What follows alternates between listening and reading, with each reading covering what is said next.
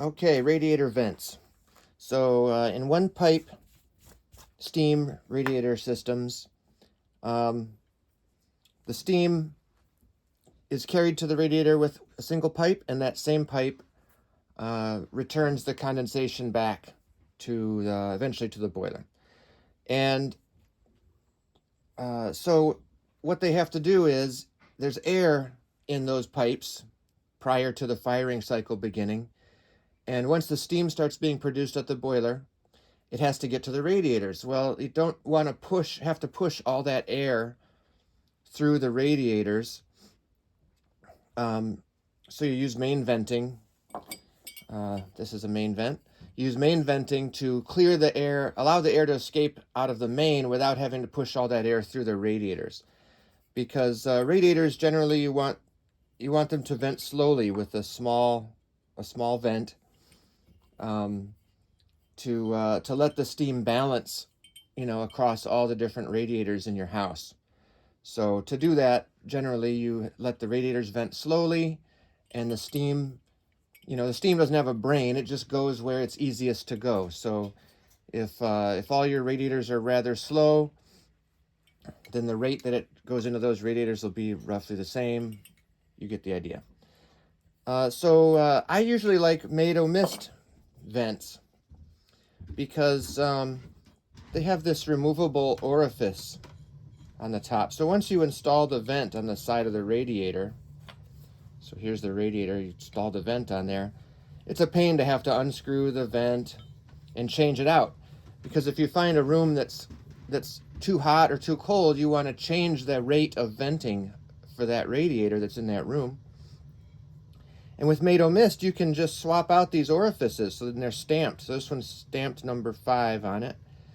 And you just, you put that in, and then now it's a number 5. And if you want to change it, you just twist that out and you put in a different one.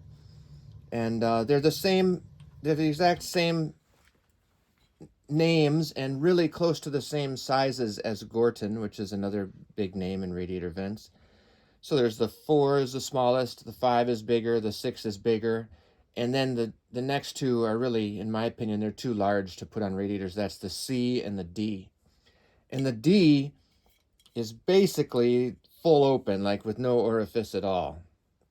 And it's the same size as a number 1 main vent, even though the main vent on this Gorton you can see has got a smaller orifice even than this wide open Maid O Mist has. But there's other stuff inside, right, that can maybe limit the flow. So this hole isn't necessarily the final size of the venting.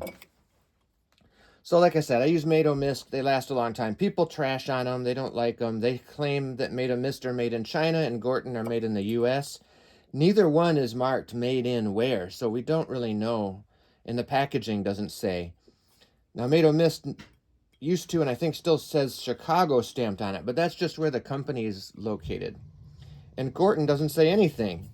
Now, I thought you kind of had to say where products were made, so I don't know what's up with that. But anyway, people slam on Maid O Mist. They say, oh, it's China junk, and they say that this seam is just crimped and not soldered, which is correct. It is just crimped, but I mean, I've used them for several years and never experienced a leak.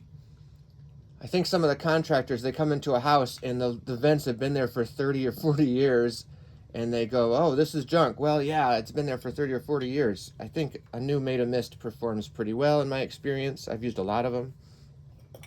But I thought, I'll try Gorton, because I know what sizes I have on my radiators now that work. So if I want to try out, a number 4, I can buy a number 4 Gorton. So I went on Supply House and I purchased this Gorton number 4, and it does look good. It feels a little more weighty than Maid O Mist, but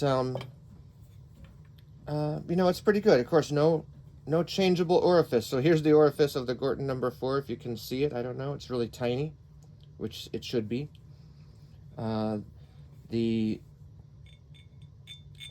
The threaded connection here looks very good. It looks like good solid metal. Everything looks good about it. And the Gorton does have this soldered seam here. Okay, Now again, I never have a problem with this thing. This is a Maid O Mist. I don't think I ever had this one in service, but it's stamped and sealed. I've never had one leak. I have experienced the problem that I've heard contractors talk about, where they say, well, when you try to remove it, the seam will spin on you. Well, yeah, okay, it could. If you grip just this surface with your wrench, it could slip. But if you grip the full this full surface here with your pipe wrench, it won't slip, because it's the part that's, crimped onto there, and the whole thing is basically off center, right? So when you drag this down with your wrench, it's coming off. I don't know how anyone couldn't get one of those off, but that's what they complain about. So I've thought, okay, I'll try Gorton. And I received this one from Supply House, Supply House is my favorite supplier. And they're sponsors of the Heating Help forum or website, which I find really cool. And also, they're just great to work with. They've never given me any trouble. They never ask you, are you a contractor? They never say, are you qualified to order this? They never give you a funny look when you ask a question, or go up and we go to a counter, and they kind of size you up at these counters. They can tell a homeowner, right? So yeah, I've bought stuff from a walk-up counter. It was fine, whatever. But Supply House, maybe this is just on me. Supply House is just a piece of cake. You go and look what you want. There's reviews. There's a ton of stuff available for sale, and I'm in northern New Jersey, and they ship from Cranberry, New Jersey, I think it is, and I get stuff like the next day with ground shipment, and they have different ship points, I think. So look, they don't pay me or anything like that. I just like Supply House. No one pays me. So back to, you know how it is, I ramble in these videos. So I wanted to try a Gorton, and so I was like, all right. So I ordered it, and I ordered a Gorton number 1, which I've used. I have a Gorton number 1 on my main now, along with a Maid O Mist number 1, they're just identical looking. And I believe Maid O Mist was there first, the Jacobus company that makes Maid O Mist. I think they were there first with this vent design, and I think Gorton copied it. They both have patents. So I bought another Gorton number 1 because my Maid O Mist number 1 currently is failed on my main. So I have a Gorton and a Maid O Mist number 1 next to each other on my main, and the Maid O Mist, it is failed closed. So right now it's not passing any air out of it. So I was going to replace it with another Gorton number 1. And I wanted to see if a new Gorton vent came with packaging that said where it was manufactured, because they don't say on the vent, and the packaging doesn't say either. It came just in a clear plastic bag from the Gorton company that had Gorton on it, but it didn't say where it was made. So the jury's out on that one. So okay, back to my Gorton number 4. Right away I knew something was wrong. If you know vents, you shake this thing, it doesn't make a sound. It's seized, right? So there's no motion that's going to happen. If you take here's my old Maid O Mist vent. You can hear that. That's the mechanism bouncing around in there. You can see Gordo's videos where he rips apart one of these to see what it looks like inside. Here's another Gorton number 4, and this is the noise a Gorton is supposed to make. So when I took it out of the packaging, I'm like, oh no, this is seized. This isn't going to work. And what you do is you just blow on this when it's in the upright position, and it should allow you to blow through it. So if I try this, trust me, I tried blowing on it. Nothing came through. When you blow on, a working vent, you can hear me blow through that, right? And here's the replacement Gorton. It's harder to hear because it's just a little tiny orifice, but that one works as well. And then if you turn them upside down and blow on them, they shouldn't allow the air to flow through, because when you turn them upside down, that's the equivalent of when the steam is closing it, right? Because when they're upright, there's a I say bimetallic. Other people say bimetallic. There's a bimetallic strip that's curved around here that's on the bottom of this mechanism that pushes up into an interior orifice that's in there. So when the steam heats this thing, that bimetallic strip curls more, and it pushes up this thing that blocks the hole from the interior underside of this area here. And so when you turn it upside down, that does the same type of thing. And then, yeah, you can't, trust me, I'm blowing on it, you can't, nothing passes through there, and that's the appropriate behavior. This one's totally seized, though. I put in, I didn't have to call them. I just went on my order and I said return item, and I explained that the vent arrived closed and seized and was not operational. And I said that the number one that I ordered in the same order was fine. So they got back to me on their system and they said, okay, we're going to, because I asked for a replacement. They said, okay, we're going to replace your vent, and you don't have to bother returning the old vent.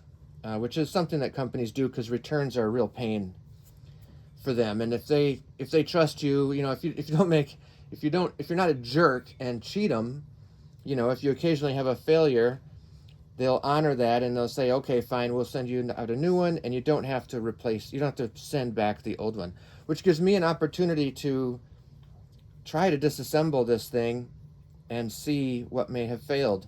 Now there is a dent here on the bottom. If you compare it to the other one has no dent. This one, if you can see it in the light, if I can't tell, but if you can see this dent right here, when this one and the number one arrived, they arrived in just a padded envelope from Supply House. And it's possible that UPS chucked it against a wall or on the ground or threw another box on top of it, and that this got bent and it occurred in shipping. And I made a note of that in my report back to Supply House. I said, look, it's got a dent. I don't know what the story is with the dent. I also said it's got a little bit of pipe dope residue on it. And Gorton says and this replacement one does also, seems to. And maybe it is and maybe it isn't. Maybe it's just some oxidation or something. But Gorton does say they test each of their vents against steam before they ship it out. So maybe they put a little pipe dope on there and then put it on their fixture and then throw steam in there and make sure it closes, and then they disassemble it. They take it off there and then they wipe the pipe dope off. Or again, maybe it's just oxidation, no idea. But I suspected, maybe someone returned this one because it was failed and it got back into their stock. But I don't think that's the case. I think it came brand new to me and just had this dent. My goal in this video is I'm going to see if I can disassemble this thing non-destructively to see if I can desolder this seam here. So I got some pipe, some 1/4-inch pipe here, and a 1/4 to 1/8 inch reducer. I'm going to put that on here, a nice big pipe that'll protect me from getting burned. Get that on there nice and tight. All right. And then we're going to get out the fire here and see if I can get this thing to let go. All right, let's try it. Everyone can laugh at my torch technique. All right. This is just straight propane. I'm trying to keep the heat just to the as much to the just to this top surface as I can. I don't want to hit the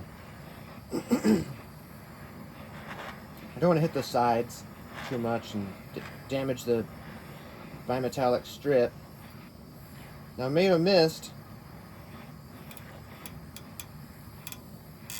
theirs is crimped maybe because they use a plastic part in the interior.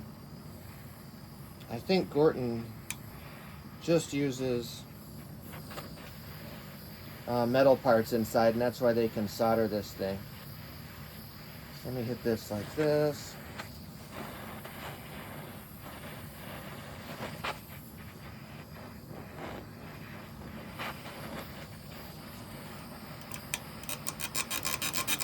Oh, it's coming.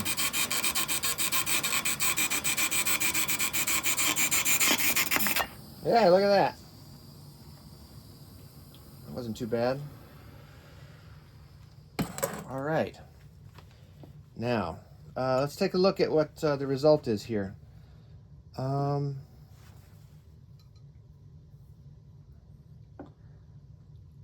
don't see anything that looks too weird. There is oxidation inside. I assume when they make these, I don't know how they would, what would be the best way? If I was going to manufacture this thing, I wouldn't have like a line of people standing there with torches like how I just did. I would have some kind of automated system, maybe a solder bath, but that might not work very well. Maybe an oven.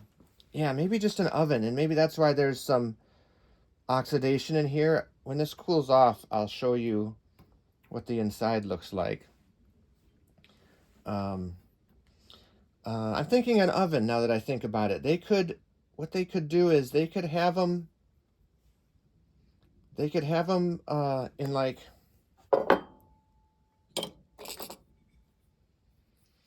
they could have them in this orientation assembled, right? Like dry assembled. They could have put some flux in inside this cup, in the lip of this bottom cup part right here. They could have applied some flux, right? They could then dry assemble it sitting like in this orientation. I mean, the orientation doesn't really matter that much, but it's always helpful if you let gravity help you, hold the solder where you want it and let it flow where you want it. And then they could apply around this seam, maybe they could just wrap like a single wrap or two wraps of fine solder around there, and then bake the whole thing in an oven and get it to the melting point of the solder. And then the entire mechanism would all be hot. They wouldn't have to worry about it being even. And as soon as that melted, it would suck down into where the flux was in this joint here, and it would make for a pretty good. I think it'd make for a pretty good result.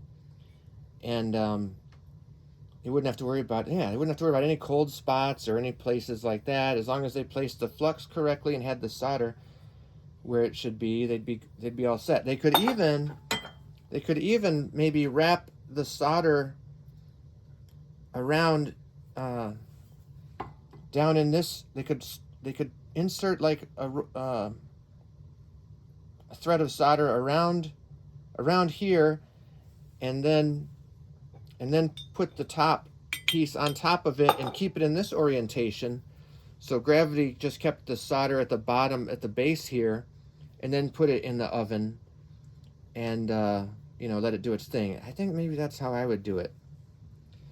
But you can see this, there's oxidation. Is this thing cooled off yet? Yeah, it sent a lot of the heat into this bar. But you can see this oxidation here. So, and this is all discolored here. I don't know how much that's from me and how much that's from manufacturing, but I don't think it's all from me. Now let me see what temperature this thing is. This thing should have sent a lot of its heat into the vise. Yeah. My quality vise here. Yeah. So, yeah, look. Okay, here we see it. This is cool. Is the light good enough at this angle? I might reshoot some of this depending. The light is not great. How can I make this better? Quality production values here, folks. But I can see what happened. I'm gonna grab the camera. I'm gonna go with shaky handheld camera here to show this, because I can see it. I can see it really obviously what occurred. But while we're here with the good camera, let's see. I mean, this solder is looking good here. You know, nothing weird. It's kind of, yeah, it did a good job of soldering this seam up. There's no question the quality of this soldering job is just fine. There's some stuff inside here. There's a couple pieces of solder and a couple pieces of oxidation that were floating around inside the vent. No big deal. All right, let me change the angle of this so you can see as well as I can see what happened with this vent. Okay, so here we are with the light situation a little better. So right away you can, if you look at this, you can see that the float, that's that cylindrical copper, cylindrical shaped piece of copper there in the middle. And again, with these Gorton vents, these floats are open on the bottom, and that's kind of why they call it a float.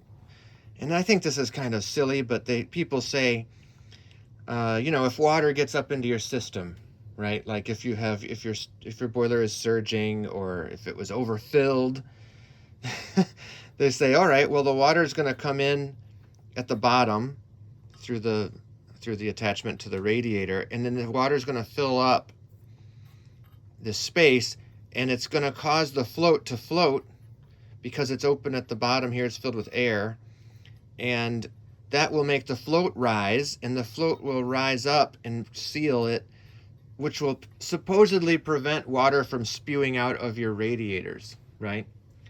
I think that's silly because, number one, just exactly how much could this even float? And I might do a shot of that. I might take this apart and see if this piece will actually float in water. But even if it does, how buoyant is it going to be where it's going to press up against the orifice enough to prevent the water from squirting out? You know, the water which is presumably at multiple PSI at this point. How's that going to prevent the water from spewing out? And eventually, it's not going. They think it's going to seal up your entire system against water coming out. Let's say if your filler was stuck open, that seems ludicrous to me. So I don't really buy into that benefit of this. You know, the Maid O Mist does not have this. The Maid O Mist has a plastic float, which I think people have tested that, and it doesn't float. It's solid plastic, which, again, to me is fine because I'm not allowing water up into my radiators. I don't use an auto filler. I don't believe in an auto filler. I think it's a bad practice to even have one. And so even one that keeps track of how much it puts into your system, there's no point to it. Like, check your boiler every week and see what it's doing. And if it's using a lot of water, you'll know it because you're manually adding it. So anyway, rant over. So we can see that the float is crooked. Well, and if we look in there, try to focus on this. See, you can see a little hole right near the bottom of the float. Well, that float is supposed to be in that hole.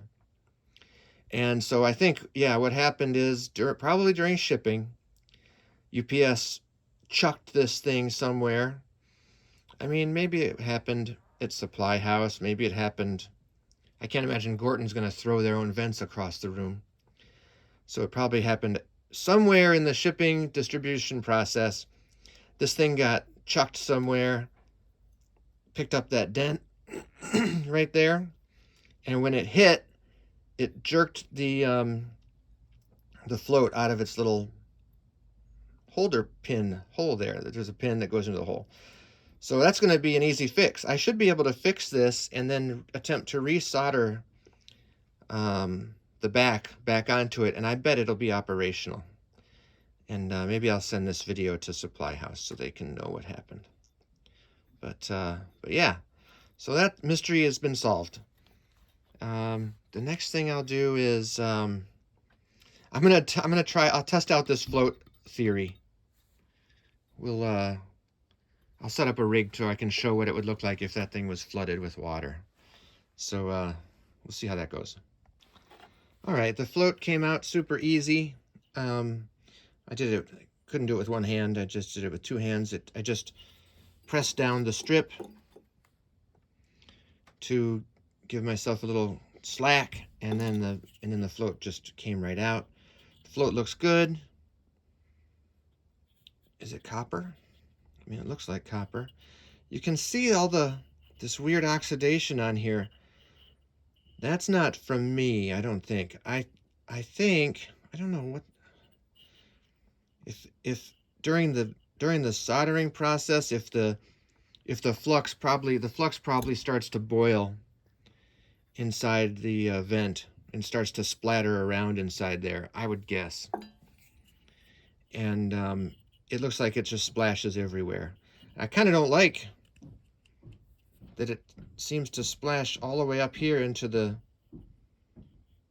surface that goes into the interior orifice to seal the vent. And see up there, it's all oxidized and weird. I want that to be clean and nice. So I don't know, Gorton, how can you improve that? How can you make that better so that that's all, because this is brand new. This is not like in use for 20 years and all rusted out and oxidized. I want that to be shiny and bright and nice. On the other hand, it works. I mean, the pressure in my system rarely goes over, well, it never really goes over, I don't know, 8 to 10 inches of water column, which is quite a bit. It's about 1/3 of a PSI. So that's, no system really should go any higher than that, in my opinion. But I don't let it go any higher than that, and so it can block steam at 1/3 of a PSI with a seal, even if the seal is kind of wimpy. And if a little bit of steam scooches out, it's no big deal. Like, as long as it's not sitting there going all day, like they do in the commercial buildings do, who don't understand what pressure their system should run at. As long as you're not doing that, you're going to be fine. You're going to be not replacing that much water. So inside here, we can see again, I do think that's what happened during the soldering process. And again, I got to think they put it in an oven. The Gorton headquarters isn't far from my house. Maybe I should ask them if I can have a tour. But I think the flux, and here we get a clue as to the orientation of it during the soldering process. You can see here this green colored oxidation part. It looks like, and the way the rest of it looks like it must have been in this orientation when it was soldered. So, because it looks like the flux melted or poured down in that direction, or maybe, I don't know, maybe it was in this orientation temporarily before it was soldered and the flux was liquid and it just ran down. I don't know. I think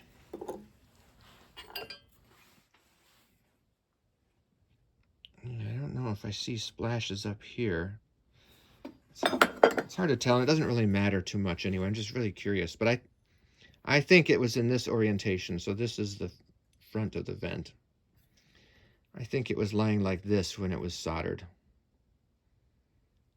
in what I presume would be an oven. That's the way I would do it. So, okay, so really for real now, the next video is going to be me trying to float a float.